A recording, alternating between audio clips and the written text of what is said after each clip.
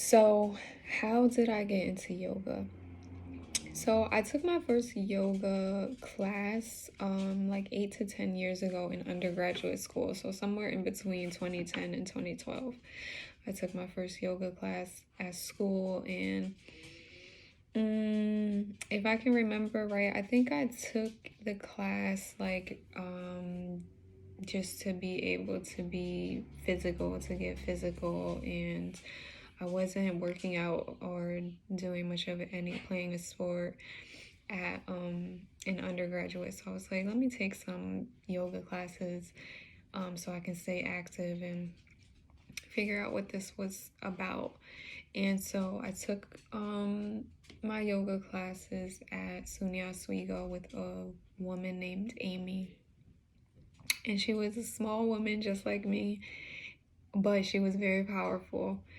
And I loved her classes. I loved going to her classes. They were kind of like probably intermediate classes.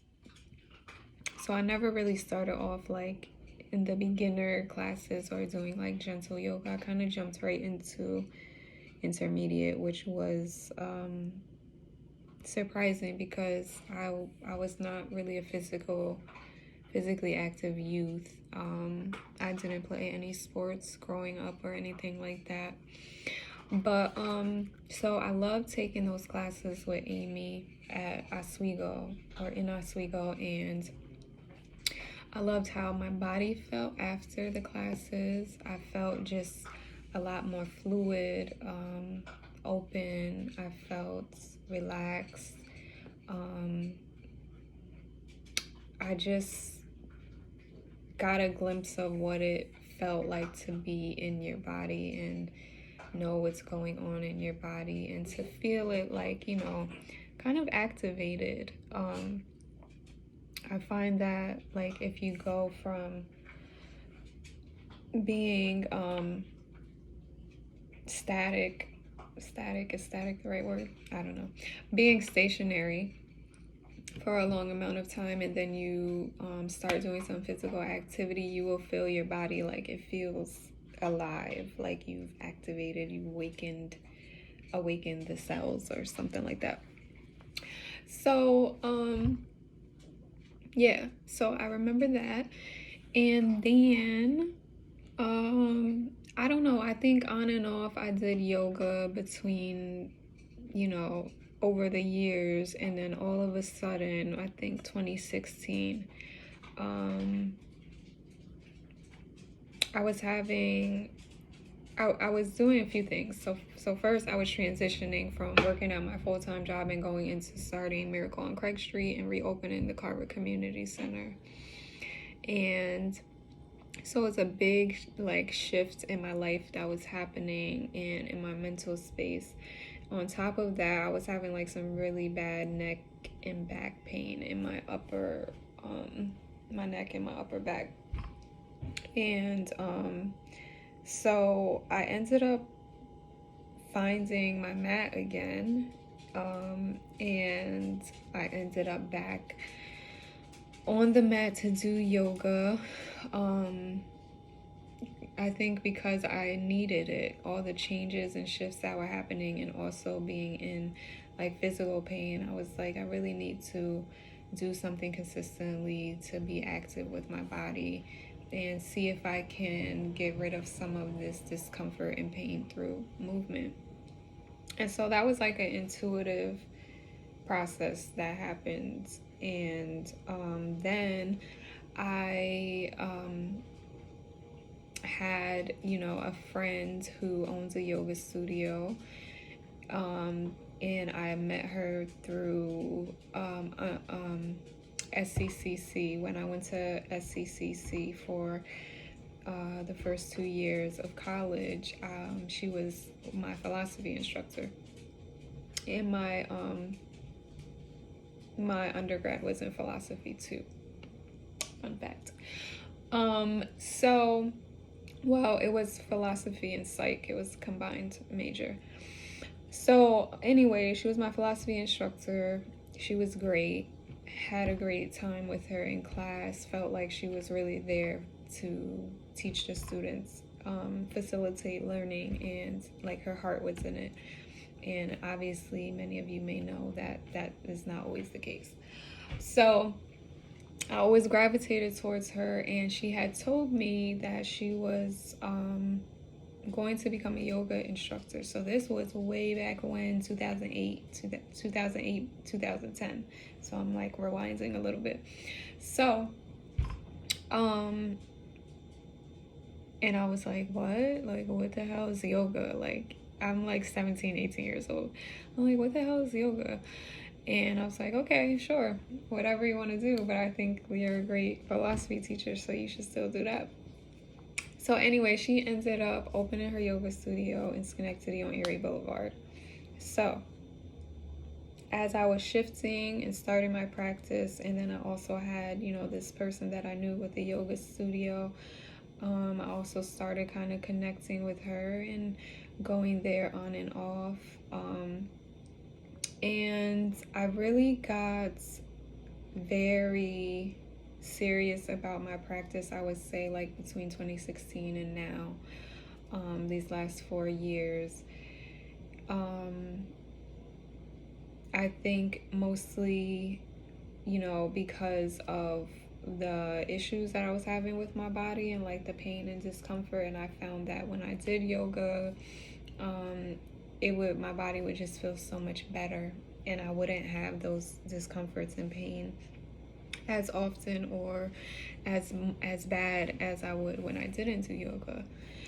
And then after I realized kind of like the physical benefits, I started to realize the energy and mental benefits of having a practice where it's just you and yourself and your own energy, and you get to kind of sit with yourself and sit with life, in your practice, in those moments where you're alone. And I started to really feel like I needed to do that more. And I started to feel like it was the time that I had for myself to sit and reflect. I would do yoga, I would also journal or write, and just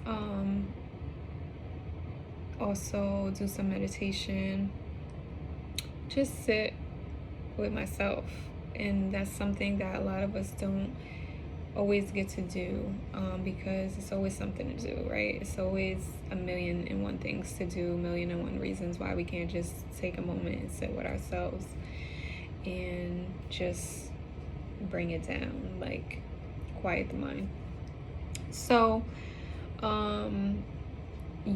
I started realizing how much it was affecting me, my life, not just physically, mentally, energetically. And I was like, this is really brilliant. Like, I need this in my life. So my practice got very strong, and I felt like I really need yoga to help me be prepared for the world, for life, for doing all of the things that I do, and planning all the million and one things that I want to do. And it's like my preparation tool. And I know when I don't do it, when my practice is not strong, I don't feel grounded, and I feel kind of all over the place and like suspended in the air a little bit, which is interesting because now I'm starting my practice doing aerial yoga, so I'm literally in the air. But anyways, so that's how I got into yoga. And now I share my practice with other people. Now I feel like I have something to share, because I feel like I have been practicing for a while, and I've been able to heal, constantly healing, but have been able to really noticeably heal things with my own body, whether it be physical pain or like energetic things that need to be released, traumas. And I feel like I'm getting better at really listening to my body, recognizing when things come up, recognizing when my body is talking to me, asking for things, telling me what I need to do. So I feel like I'm in a place now, or have been in a place to share with other people and to help,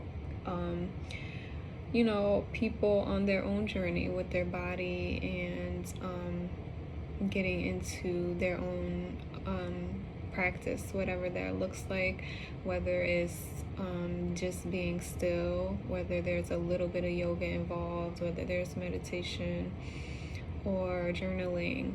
So I feel like, it's instrumental to my life, and my practice is evolving. I'm going different places with it. No one's practice looks the same, but I'm really grateful to have been able to find yoga on and off the mats. And I'm grateful to be able to share it with other people and facilitate what I know and what I've learned, and grateful that it resonates with people. And I would highly recommend some physical activity practice in your routine if you don't currently do it, whatever it is, whether it's just walking, taking a walk, or doing some jump rope, or playing around with a hula hoop, or doing yoga. But I really feel like it makes a big difference in not just your physical but your mental, and really can help to balance out, your mental health, and help you release things, and allow some time to just be with yourself, quiet the mind, get in tune with the body and the spirit. And we don't always have a lot of practices that we're able to do that within our normal, daily life and routine. So I would highly recommend it. And if you all have any questions for me, or anything that you want to know, or you need help getting started, definitely reach out to me. I'm here. I've been kind of like a hermit lately, but yeah, I'm here. So feel free to reach out, and thank you for listening.